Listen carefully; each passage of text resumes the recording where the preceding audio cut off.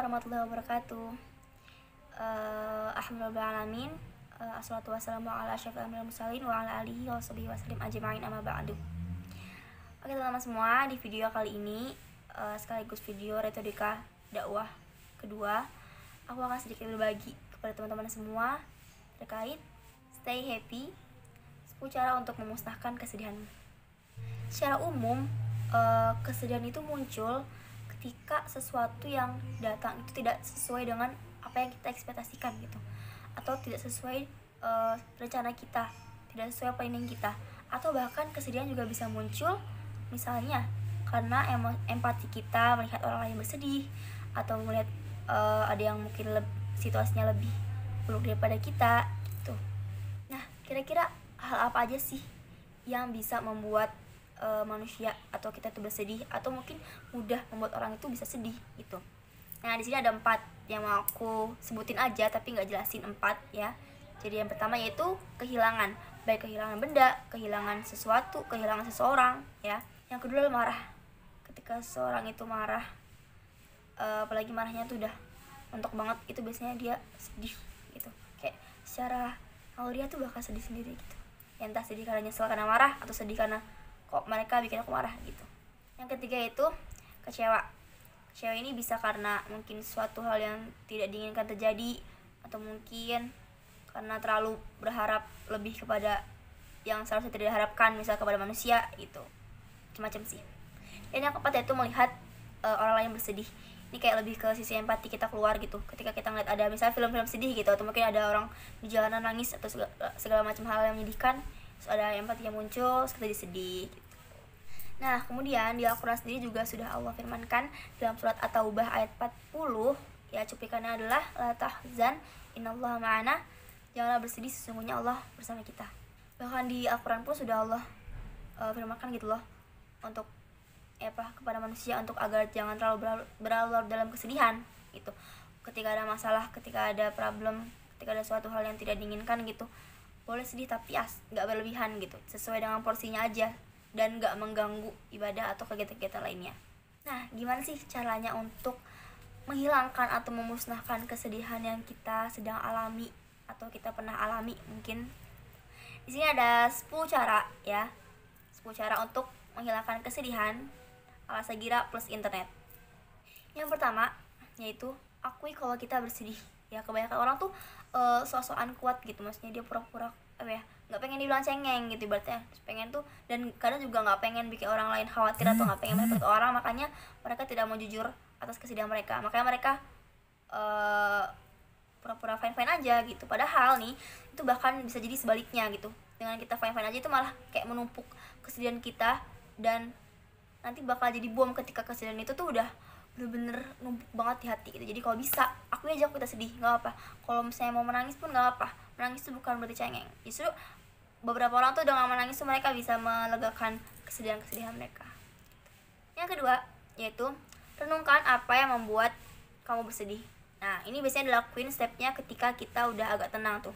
Udah tenang tuh, pikirannya udah baik. Nah, baru kita renungin, entah mau di mana, berarti kayak me time gitu, mau ngafe kayak mau di kamar kayak terserah, pokoknya ngerenungin kira-kira apa sih yang membuat kita sedih, apa sih yang bikin kita tuh sampai bad mood, apa yang bikin kita itu kok ngerasa nggak enak banget hatinya gitu. Itu dipikirin gitu, direnungin, karena ternyata merenung itu juga salah satu cara untuk mengurangi kesedihan kita gitu.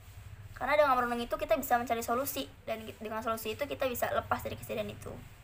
Yang ketiga yaitu beri waktu. Ya, jadi semua emang butuh waktu, termasuk rasa sedih juga butuh waktu untuk sembuh sendiri gitu.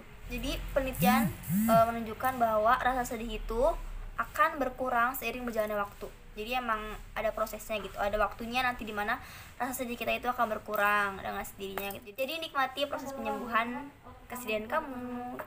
Nah, yang keempat yaitu mendekatkan diri kepada Allah Subhanahu wa taala. Nah, ini adalah cara yang paling efektif, yang paling bagus banget buat kita yang lagi bersedih tuh. Ketika kita lagi bersedih kan posisinya tuh kita futur tuh, maksudnya pasti banyak banget pikiran-pikiran gak baik di otak kita gitu kan. Jadi itu saatnya kita untuk mendekatkan diri ke Allah, karena juga kadang penyebab kita bersedih itu adalah karena kita jauh dari Allah. Makanya dengan agar kita kembali bahagia, dengan mendekatkan diri ke Allah. Dengan apa caranya? Banyak, bisa tilawah, sholat, atau mungkin apa ya, pokoknya ngelakuin hal-hal yang baik lah, infak, sedekah, gitu-gitu lah pokoknya. Yang kelima yaitu curhat kepada orang yang terdekat.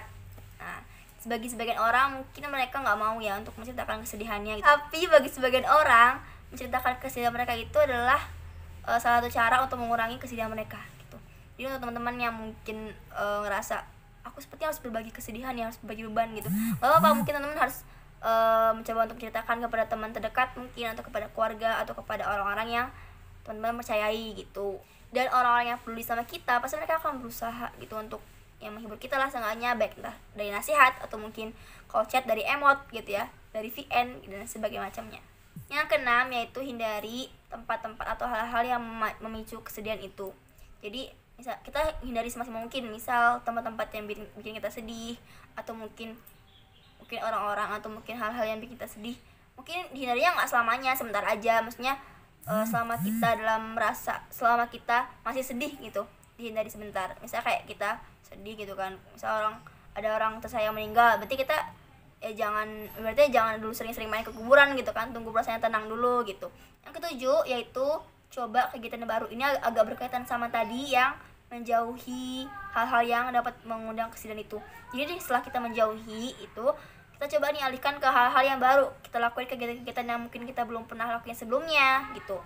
Misal nih kita belum pernah traveling, kita belum pernah manjat gunung, kita mau coba gambar, kita mau coba masak, kayak dicoba semua hal positifnya gitu, sampai mungkin kesedihan itu hilang seiring berjalannya waktu.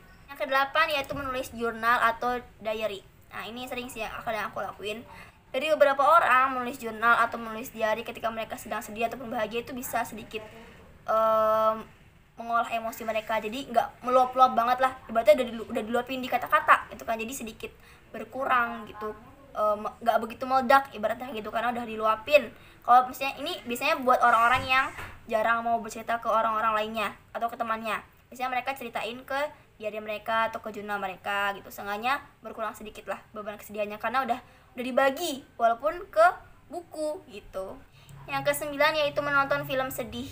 Dan ternyata film sedih itu juga bisa membantu kita lebih cepat move on dari kesedihan yang sedang kita rasakan itu. Dikutip dalam website resmi milik The Greater Good Science Center milik University of California, Berkeley, oksitosin membuat seseorang lebih peka terhadap situasi dan aktivitas sosial di sekitarnya. Dengan begitu, kita akan sadar bahwa kita tidak sendirian di dunia ini. Jadi ketika kita nonton film sedih gitu kan, kita kan jadi lihat kan, oh ternyata ada yang cobanya itu lebih berat daripada kita gitu kan. Jadi kita ngerasa bukan aku doang yang ngerasa sedih, bukan aku doang yang ngerasa dikasih cobaan. Dengan gitu kita bisa lebih kuat, lebih tegar gitu kan, dan lebih cepat move on, karena ibaratnya udah nggak sepele gitu cobaan aku mah, ada yang lebih parah lagi gitu. Yang ke-10 atau terakhir yaitu banyak bersyukur.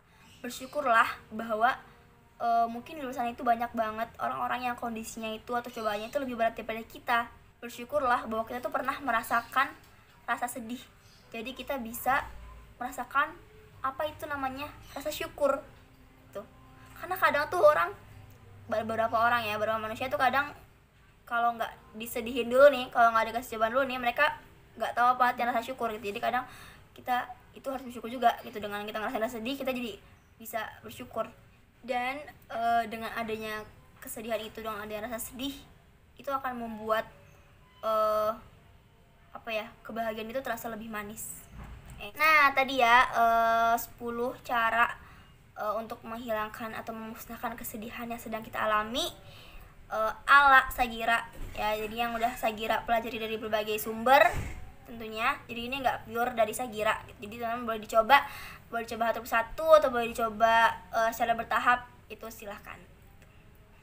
Nah quotesnya adalah boleh kita bersedih tapi jangan berlebihan. Maksudnya jangan berlebihan itu, jangan sampai kesedihan itu tuh berlarut-larut, jangan sampai dengan kesedihan itu kita jadi ibaratnya berkurang, jadi melakukan hal-hal yang buruk, jadi ibaratnya nggak secerah dulu gitu.